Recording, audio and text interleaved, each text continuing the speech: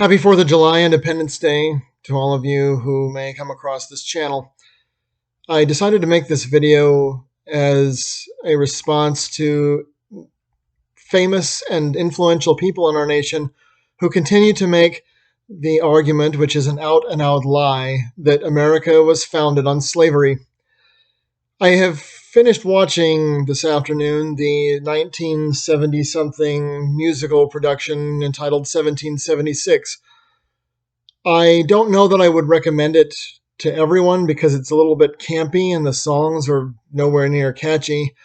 The acting leaves much to be desired, as if I know anything about acting. But there is one thing that is very clear. This particular dramatization of the nation's founding makes it very clear that this nation was not founded to ensconce, enable, or continue to be codependent with the institution of slavery. That this was about independence. If you pay attention to the conversations held between Samuel Adams, Dr. Lyman Hall, Benjamin Rutledge, I think those are and whatever the spokesman was from the state of North Carolina, because Rutledge is South Carolina, it's very clear that independence was the reason why they didn't go ahead and abolish slavery at the same time. The Rutledge character makes it clear that if the phrase abolishing slavery in Jefferson's original draft of the Constitution is not removed, that they will, quote unquote, bury forever your dreams of independence. Adams himself was very ardently opposed to the continuity of slavery. Jefferson planned to emancipate all of his slaves anyway, and by the time he was dead, his estate was nearly in ruins because he had emancipated all of his slaves and no longer had the manpower necessary to maintain his plantation at Monticello. In fact, this man nearly went bankrupt.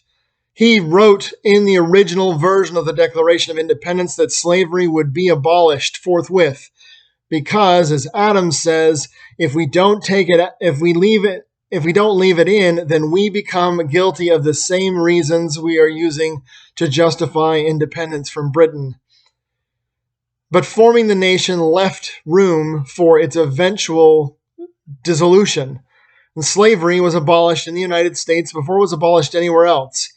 And it was purchased by redemption, in which tens of thousands of white people, most of whom never owned slaves and many of whom never descended from or associated with anyone that had one, gave their lives and fertilized the ground to have a new birth of a nation in which blood was used to fertilize the new growth. Eventually, slavery was done away with. But the only people who want to keep your eyes affixed to that are the people who find fault with the men of 1776. With these men, this is normally hanging on the wall back there.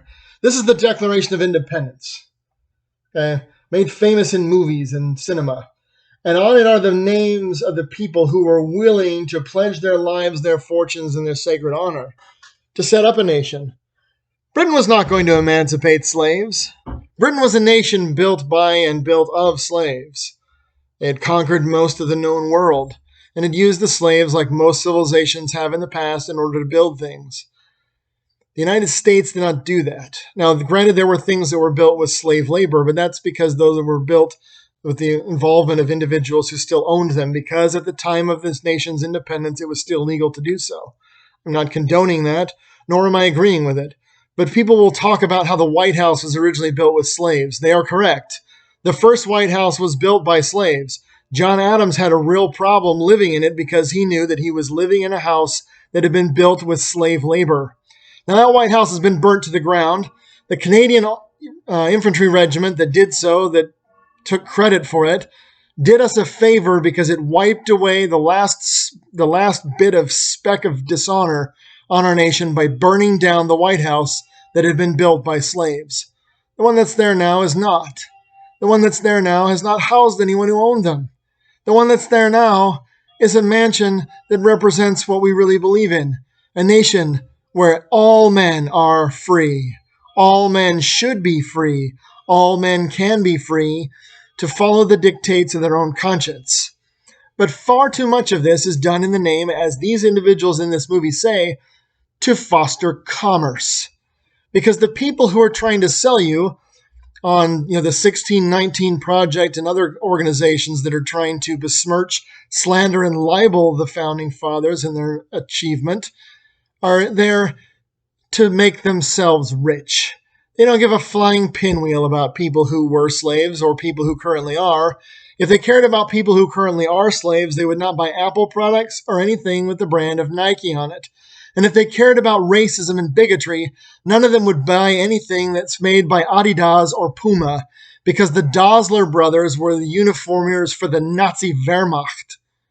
So you see that this is about more than the rhetoric they want you to buy. This had the same problems in 1776 that we do now, is that people are more motivated by the desire to make a dollar than they are to do what is right.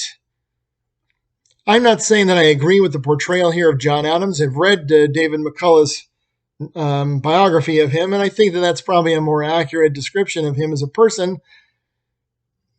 There were good men. Did they make mistakes? Absolutely. But any man out there who's saying that America is bad and that they're somehow a saint is a liar, a thief, and a scoundrel. And you ought to eschew them in anything they sell. This channel, unless YouTube is putting advertisements on it, doesn't make me a dime. I'm not doing this for commerce sake. I don't even care if you don't like it. I don't care if you don't watch it. This is about me putting it out there so that it's known. In this depiction, they share a letter, a dispatch that George Washington writes. I think it's like his 16th unanswered dispatch that arrived shortly before the vote was taken, in which he says, "Does anybody hear me? Does anybody care?" And I ask that, does anybody hear me? Does anybody care? Because if you do hear me and you do care, then go look it up for yourself. Go and do a little bit of your own homework. Stop letting people tell you that people who are long dead were evil because they didn't do everything perfectly. The same people who are criticizing these people are criticizing them for an inability to do something perfect that these same people won't even attempt. And they did it at the cost, in many cases, of their lives, their fortunes, and their families. And what are the people behind these alternative history movements, behind Black Lives Matter, what are they getting? They're getting rich. And they're benefiting from this. These men lost everything. I only know a few of the men on that, what happened to them, but Carter Braxton was almost penniless. Several other members lost their kids, their homes. I think it was Rutledge. Was it Rutledge? No, Wilson. Judge Wilson finally signed on only when his own property was destroyed by the British Army. They lost everything in many cases, and Jefferson almost died in poverty. He was propped up by the presidential pension, which was issued to keep him from going into poverty. So these are men who gave everything because it was the right thing to do. And to drag them through the mud, to say that to unjustly ascribe evil motives to them, does dishonor to the rest of their memory.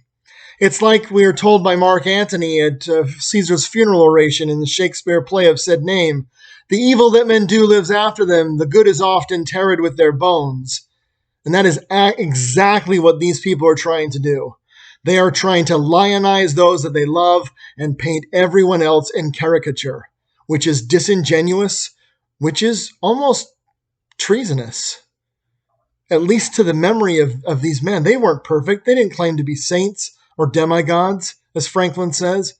They just did what they felt was necessary. Because without that, nothing that we have would have ever happened. We would have been a British colony. We'd probably be a lot like Canada. Some of you might think that's okay. But if we were a lot like Canada, the world would be a different place, a poorer place, a more dangerous place, and a much less joyful one. So happy Independence Day to all of you. Whether you appreciate it or not, whether you deserve it or not, because they didn't do it only for those who deserved it. And if they'd had their way, they would have freed the slaves on the 2nd of July. Yeah, the 2nd of July when they voted for it, not the 4th. This is just the day that they released it to the public. This is a nation out to make other men free. This is a nation that respects and reveres the things that make civilizations great, because it does things to help other people, even people we do not know and might not like. because it's the right thing to do.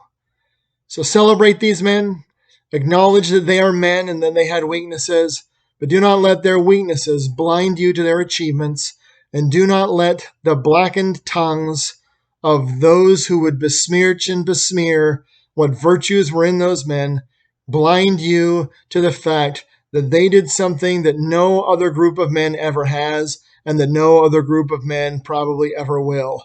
They started a war with the most powerful nation on earth, intending to set men free. Every other civilization has done it for commerce. And that's the bottom line. Godspeed, good luck, and take care of each other. That's the only commerce that really matters. As Charles Dickens wrote through Scrooge, his character, mankind is our business, and how we execute that responsibility is how we deserve to be remembered.